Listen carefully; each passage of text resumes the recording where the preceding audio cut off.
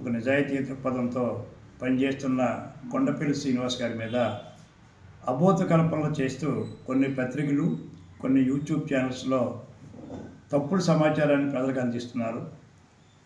అతను విమానాశ్రయంలో మేము అందరూ ఉంటుండగానే అందరూ కలిసికట్టుగా ఒకరికొకరు గౌరవించుకున్నాం, పరిచయాలు చేసుకున్నారు.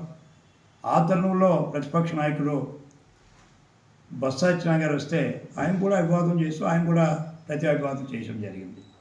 కానీ ఆయనకి ఏదో కాళ్ళకు ముక్కారని, ఆయన ఆశీర్వచనం తీసుకున్నాడని రకరకాల వదంతులు కొన్ని పేపర్లో, ఇంకో సూర్య పేపర్ అనుకుంటాను, అదే రకంగా కొన్ని ఛానల్స్లో అతని పైన బురద జల్లడం ఇది మంచి పద్ధతి కాదు.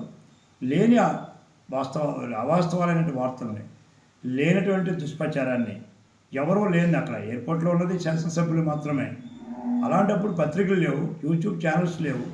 అలాంటి తరుణంలో కొండపల్లి శ్రీనివాస్ గారు సాష్టాంగ నమస్కారం చేశారనో, కాళ్ళకు దండం పెట్టారనో ఈ రకమైనటువంటి తప్పుడు వార్తలు చేసి ఒక యువకుడి పైన ఒక నూతనంగా రాజకీయాల్లోకి వచ్చి ఆయన పైకి రావాలని ఆశతో పనిచేస్తున్న విశాల దృక్పథంతో ఉన్న కొండపల్లి శ్రీనివాస్ గారు పెంచిన అబోధ కల్పనని ఖండిస్తున్నాను.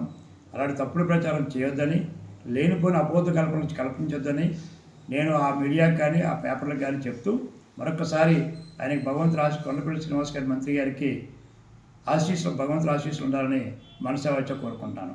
నమస్కారం.